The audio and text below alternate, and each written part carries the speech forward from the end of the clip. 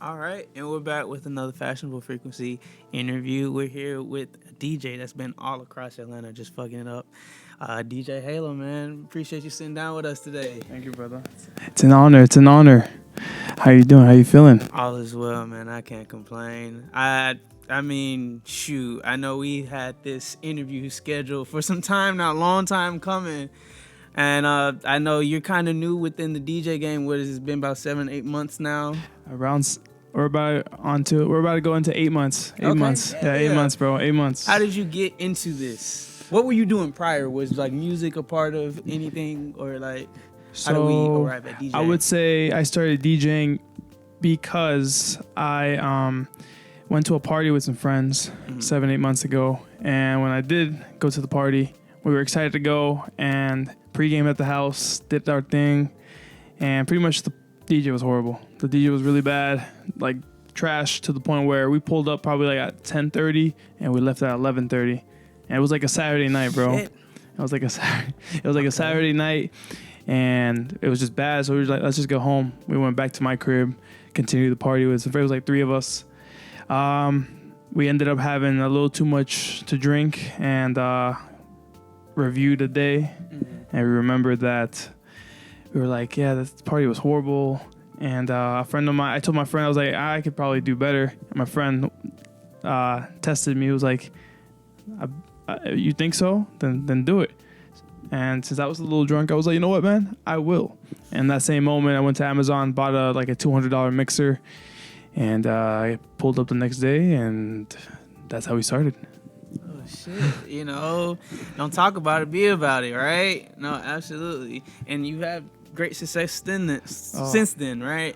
We've had a lot of success. I can't complain, man. It's been great. It's been great. No, you really around the city. Like, I see you even posted up at Waffle House. You know, Waffle House. So bro, how did that come about? Where man, you just that happened again, just out of just vibes, straight vibes.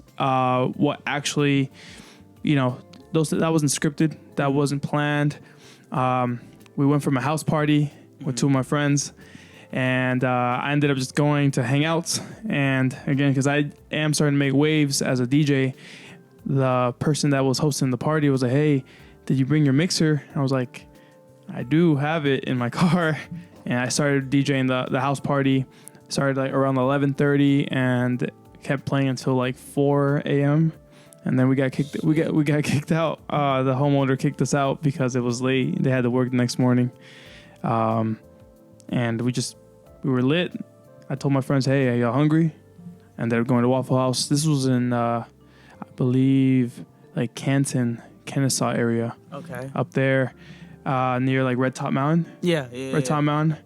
And pretty much we went to Waffle House. We were a little lit again, just having fun, just with the vibes. And we ended up going to Waffle House. Had a lot of energy. We were lit. And just the Waffle House was dead. It was completely dead. And I was like, you know what? We're gonna keep the vibes going. I went to the jukebox before I could do anything. One of the employees that was working, they were like, hey, the jukebox is broken. And we were just like, there's no way we're gonna be in here. There's no way we're gonna be in here with the vibes like this. So my friend Annabelle, Annabelle and Fuego. Yeah, I was actually with them, and Annabelle looked at me with that little look like, you got the mixer in your car. And I was like, yep, we're not doing that. We're not doing that. And pretty much Annabelle went to go talk to the cook, did her little PR marketing. Hey, we have a DJ that just got out of a concert. We don't have enough clips of him like DJing. Any good clips? Can we please have like an hour of him DJing in here, and we'll be done. And they actually said yes. I went to go get my go get my things. I went to go get my things in the car, and when I was walking over there with my duffel bag at the time, and was it a JBL speaker, 2 hands, I was like, this is a prank. They're gonna, right when I open the door, they're gonna be like, of course you can't play in here. Like, open the door, and they were cool with it. They were like, yeah, let's, they didn't say nothing. So connected, and we had a good time. We posted it next morning. Remember, it was 4 a.m. at the party. Right. it was like probably we ended up playing like 2 hours and a half. So like it was like 6 Saw in the the morning, sunrise. 6 in the sunrise, saw the sunrise. Exactly. And then around 9 a.m., actually after that, because the sunrise was coming and it was already morning, we were near Red Top Mountain. We ended up driving to Red Top Mountain after to see the sunrise. It was a crazy night, bro. Crazy night. I hope you took a nap before you went on this adventure, because there's absolutely no way. That is insane. I love that though. You know, like that's a story to be told. Those are the moments. the moments you don't forget. No, absolutely. And when we finished watching the sunset, had the vibes going. We ended up going back to the girl's house to get our cars because we carpooled together. Yeah.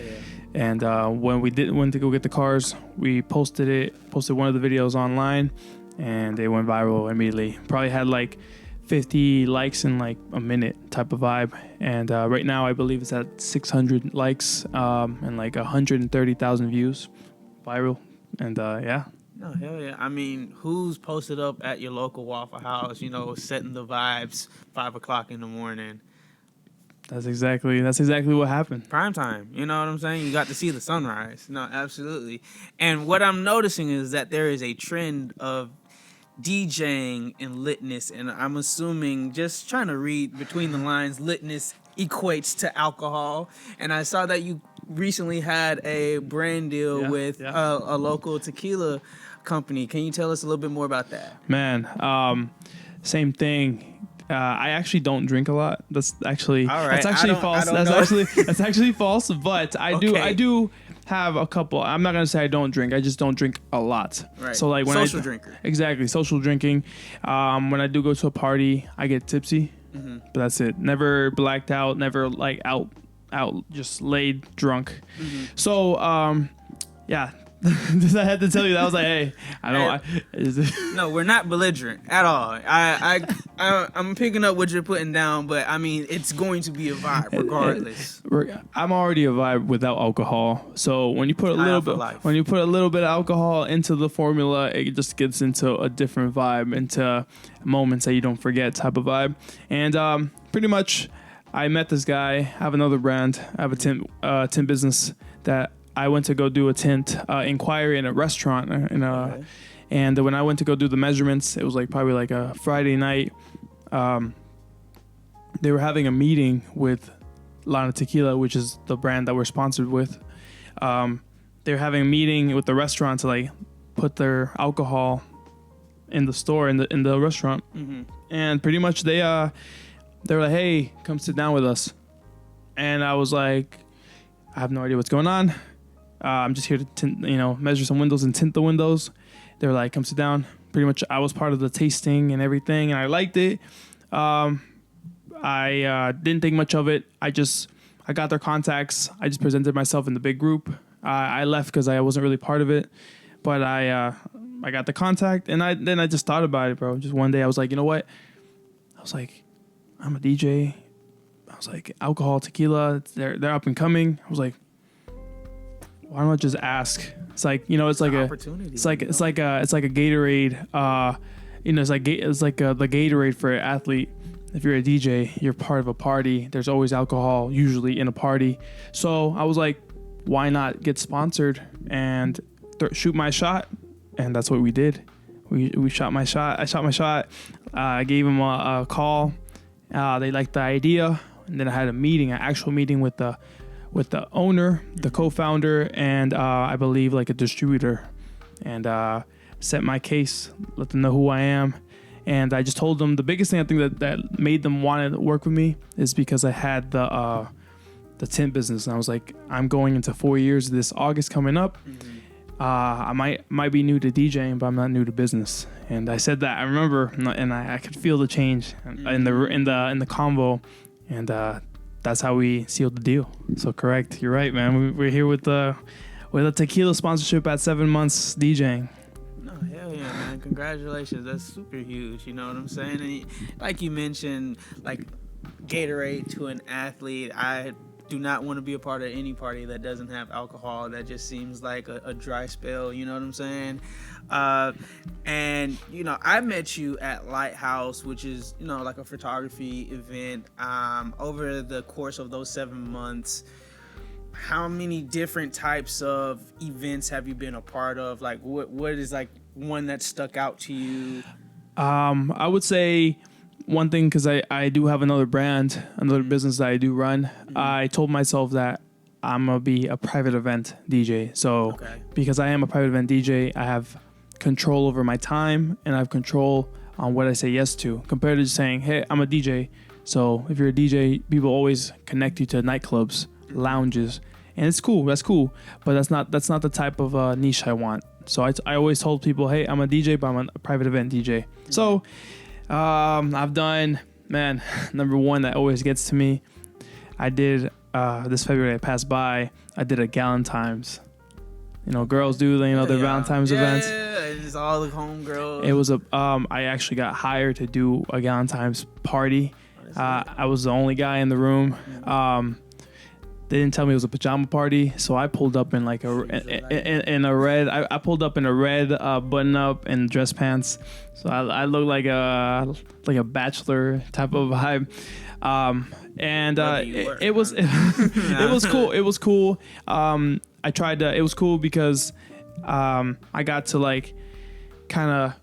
I had to play a bunch of like, you know, girly bangers, you know, some Megan Thee Stallion, the Rihanna, any Britney Spears, that type of vibe. And at the same time, I was also trying to like stay out of the way too, because it is a Galentine's. So I'm not trying to. So I was kind of in my corner, just putting the vibes. But they had a great time, man. I would say that, and I've done a boxing event. I've done 2 boxing events as a DJ. So like I played the walkout music. I played like the interlude music when the fights aren't going. Yeah. What's one more? One upcoming that I have is called a plant party. A plant party. So it's like plant enthusiasts. Right. And it's like 4 brands. One that sells the plants, one that like does blogs about it, and they're all throwing a plant party in Lawrenceville. And when is it? Oh, man, they're going to hate me for not remembering. I believe it's June 12th. I believe it's June 12th. Hey, with the schedule. I'm about to tell you to shout them out for all the people that got a green thumb to pop out. This man. Hey, we can watch this. Go ahead. On the schedule, watch this. No, we got it real quick. Boom. Yeah. Watch what. I believe it's the 12th, but I'm going to make sure. Talk to him. I'm going to make sure is June 27th. Okay. I was off by 2 weeks. June 27th, we have the plant party in Lawrenceville. You're more than welcome to come. All right. I'm definitely gonna buy a plant myself, just because, like a little souvenir for the party. All right, do you garden? No, I don't garden, but we're gonna come on. It's a perfect opportunity. Have a green thumb? I have a green thumb. No, I don't litter outside, man. Okay. So for example, let's say you got a gum wrapper. There's no trash can. Put it right in the pocket, man, until we find a. I love that for you. I can't say it. I don't litter, but to take it as a souvenir is no. We don't. I love that. It's not a souvenir. It's more like a. I don't want to just drop it on the ground, so I'll wait until I find the trash can to throw it out. This guy. No. All I'm saying is that if I put something in my pocket, the next time I come across a trash can, I'm not gonna be thinking about I have trash in my pocket. But that's exactly. But that's how my green thumb mentality mindset comes in, man. I love you see it. You think about it. It's like it's like a trigger, right? You see it, and it's like spidey senses, man. It's like spidey senses. Oh shit! Wait a minute! I got this gum wrapper in my pocket. Is that a trash can? Yeah. No, I'm spidey senses tingling, bro. Okay, I love it for you. That's kind of crazy. Green thumb, bro. That's why like the universe this brought me this opportunity to be in a plant party as a DJ. So I mean, something's working, bro. The senses are working. Because you have a green thumb. Yes. In that aspect, I believe so, man. I think that's why we made it happen. They reached out to me too, like they just was like, hey, we have a party. I asked them what's the information for it, and they're like, yeah, it's a plant party. and they gave me a little rundown what a plant party is, and I was like, cool, sign me up.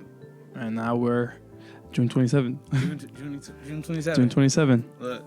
June 27th, we're gonna make it happen. Okay, cool. And being a private event DJ, I know that it's a lot of specialized, I guess, curation that comes into like the catalog that you bring out. But do you see that there's a tiny overlap in between like the different genres that you do? Like, let's say when you were doing like the Galentine's and then the boxing event, was there like a specific genre or specific vibe that you're like, this isn't gonna miss no matter where I am?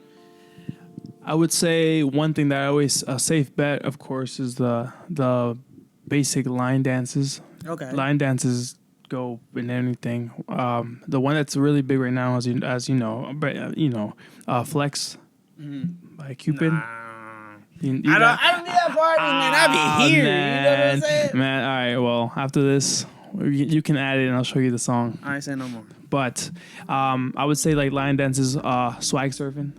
I'm always a swag surfing type of guy. Okay. Even before I started to DJ, they put swag surf. I'm gonna grab my friends and Are we. you from Atlanta? I know. I should.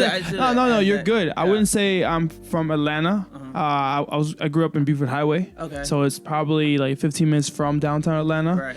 But of course, the Atlanta culture. So Absolutely. everyone's always like, if you're in Dunwoody, that's not Atlanta. If you're in Alpharetta, that's not Atlanta. So no, I'm not from Atlanta, but I have the Atlanta culture. Indeed. Absolutely. You're from Georgia. I'm from Georgia, exactly. Okay, but we have the Atlanta culture like infused for sure. Oh, hell yeah, dog. And I mean, swag surf is the classic. So Swag surfing, man. You got to, man. You got it's just a staple. Walk it out. Big walk it out guy. okay, like everything early 2000s, early 2010s. You have to, man. I mean, they're Akon, classics. I would say Akon. Akon anywhere. Afro beats. We put a bunch of Afro beats now too. I feel like they're growing a lot too. Okay. I would say that was a good question, but I feel like, again, because it is a private events, you do a bunch of everything. Again, Galentine, plant parties, you do boxing events, you do birthday parties. Yeah. One thing that I think is helping me grow and level up faster, I'm gonna add I'm gonna add a Pokemon reference in here. Okay. Was the experience share, the experience share, the experience share. You put it because it is so much things going on, different things. I feel like that's why my level as a DJ has been growing rapidly because of that. Damn. Okay. Yeah, it's just diversity, man. You gotta be diverse to be a good DJ. You have to, for sure. You're not wrong. Wrong. Absolutely. Like, you got to know your audience. And like you said, what began this is because the DJ at that party that you all were at for like an hour, probably less, wasn't reading the room. That's a lot too, man. I feel like, that's fast to leave, no? Don't you think? You were there for an hour. It was a Saturday night. You're planning on staying there. You're planning on having a good time. Like, I don't pregame. Right. I don't ever pregame because, again, that's just not the type of vibe. If you pregame, it's because you're planning on having a crazy night. Right. And it was just horrible. So we left 1 hour into the party. It was 11. It wasn't even midnight. We left. That's how trashy it was. Don't remember. I don't even remember the venue anymore. I don't remember who it was. Hey, shout out that guy though. Shout out that DJ for being the trash. And shout out the trash DJ. Shout out the trash DJ for inspiring me to do better. That sounds horrible, bro. That sounds horrible, brother. Man, this is your story. You know what I'm saying? Truth, but you wouldn't be here DJing if that did not occur, right? That's exactly what would happen. I feel that. So over these last 7 months, what has been the biggest learning curve for you being a DJ? The sound engineering. Okay. The sound engineering, my friend. Man, there's so much there's just a bunch of vocabulary that I just have no idea. So I would say that's the biggest, probably the hardest part is just connecting speakers to specific sound systems, to putting, specific DJ mixers with other microphones, mixers. So all that type of stuff. That's probably the biggest thing that's the hardest learning curve is probably the sound engineering, because I definitely never messed with any audio apart from connecting a Bluetooth to my phone type of vibe. So when you get into cables, somewhere. Exactly, but sound engineering for sure. Okay, hell yeah. And like, let's say you had to start all over again. What would be one piece of advice that you would give yourself 7 months earlier? Man, I don't know. I think in general, I think I've done a really good job with in the 7 months. I feel like I've done a really good job, but I would say maybe start downloading more music. Okay. Start downloading more music. I don't normally download music since it is 2025. Most places that you go have Wi-Fi, so I just pay for a software that has everything. It's called Tidal. Okay. So you know Tidal, but they're like built into Serato. So all I do is literally just get the Wi-Fi, and I can literally just search up any song that's like licensed and already out there, and saves me time. But again, like definitely saving music, because sometimes, man, that Wi-Fi be slow, and I'm like I put one song, and you know it's a whole song, but then I gotta like the millisecond after I gotta start putting the other song to load it, because that's how slow it is. So sometimes that's what I'm saying. So loading the songs, downloading songs for sure. Okay, hell yeah. Could you, I guess, tell us a story about one of those like in the spur of the moment type things where it's like I have to kind of adjust to, oh shit, the system might be going slow. Like, how do you usually play that? Do you hop on the mic, MC for a second? Like, how would you handle that? The biggest thing is just having a quick mind, having a quick reflexes, and when you have a song, just think of the next one immediately, and sometimes loop it. It's the same song, loop it. I've had to loop the song a couple times, maybe like, you know, a little quarter of it, and then wait until it goes. And sometimes if like, I don't think it's happened. Like I think it happened once when like the song ended and like the other song wasn't ready, like it wasn't loaded. So I think I took a little break and just kind of like shouted out, probably like, you know, the event, you know, shout out, thank you for coming. If you want food, you know, it's upstairs. If you want some drinks, over there, just something like that. Took a little moment and then a little pause. Sometimes that actually works too, though. As a DJ, everyone thinks that you need to like always like put a banger after banger after banger, but sometimes like the party needs like a little like chill moment, like a little like a reset. Like a reset, exactly. Yeah. So like I feel like most DJs, they just want to keep the party like, oh, banger after banger after banger, like, you know, just crazy like strong beats and everything. Sometimes, man, like a chill like Afrobeat song, something you put just to kind of like let people think a little bit, let people like kind of breathe. Because if you're just like, and if you're putting Swag Surf and you're putting Walk It Out, all that type of music, it's cool, but like maybe like some like everyone wants a break, they want to talk to their friends about something, they want to, etc. So yep. Have a little recess in between, you know what I'm saying? It ain't gotta be long. Maybe like a little 30-second, 1 minute. Okay, I'm hearing it. I'm picking up what you're putting down. Have to. And you mentioned running your tent business. You've been doing that for about 4 years. Has DJing added anything into your arsenal, like learning anything different about being in business? Like, has it added to that? I would say, of course, there is things I've learned, but I wouldn't say that they come to mind as of right now. Okay. I would say that maybe being a DJ, you have to focus, of course, on your image. Mm-hmm. Number one, your image, how professional you are, what you bring to the table. Because when people, as a DJ, people just go to your Instagram and see like what you've done. Oh, there you go. Actually, I got one for you. I would say one thing that's really big, like that I've realized now, like 100% sealed it, is that photographers and videographers are more important than people give credit to. Because shout some out that you've worked with. I mean, anybody in the that's too many, man. Honestly, Lighthouse has definitely popped out a lot of like, as in like, when I say popped out, I've got exposed to a lot of really good videographers and photographers. So like, there's like 10 plus I could but anybody that like any photographer that works with the Lighthouse, I definitely recommend them. And the same thing is like, because for example, let's say, I mean, the way we're recording this right now, there's a camera. If that camera's not here, we can't make this content. You if I'm in a venue having like having a time of my life, I have a great crowd, that photographer is gonna get that moment. Mm-hmm. And again, if they're not there, that picture's not gonna be taken.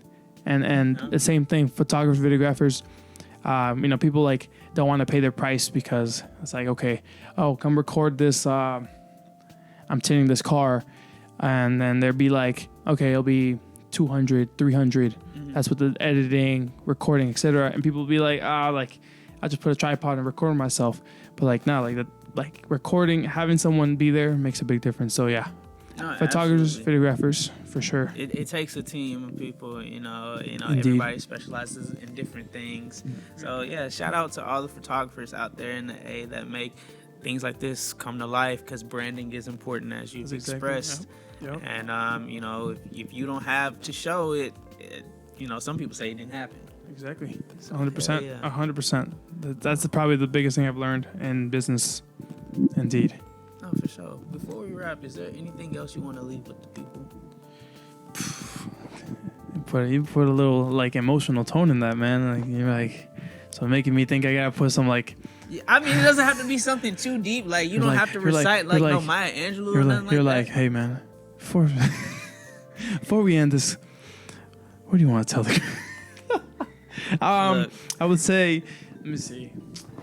Again, off the noggin, man. I would say, having a good support system definitely is important. So thank you to everybody that has supported me and has opened doors for me, because, I wouldn't say that in 7 months I've gotten the gigs and the pictures and everything that I've gotten by myself. There's been people on every side of my life that have been like, hey, I know a guy that can DJ. I know a guy that can, just open the doors for me. So I would say just appreciate all the support and love from everybody.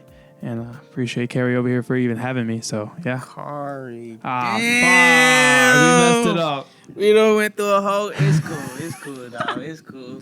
This man wanted to just use me for my platform. No, we're here. Now we out here. Kari, I'm so sorry. No, shout out to Kari. All good, I'm so sorry. I did not mean to butcher your name like that.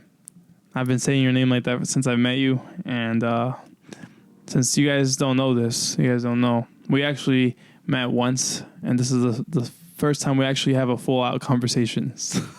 No, I mean, like we said in the interview, we met at the Lighthouse.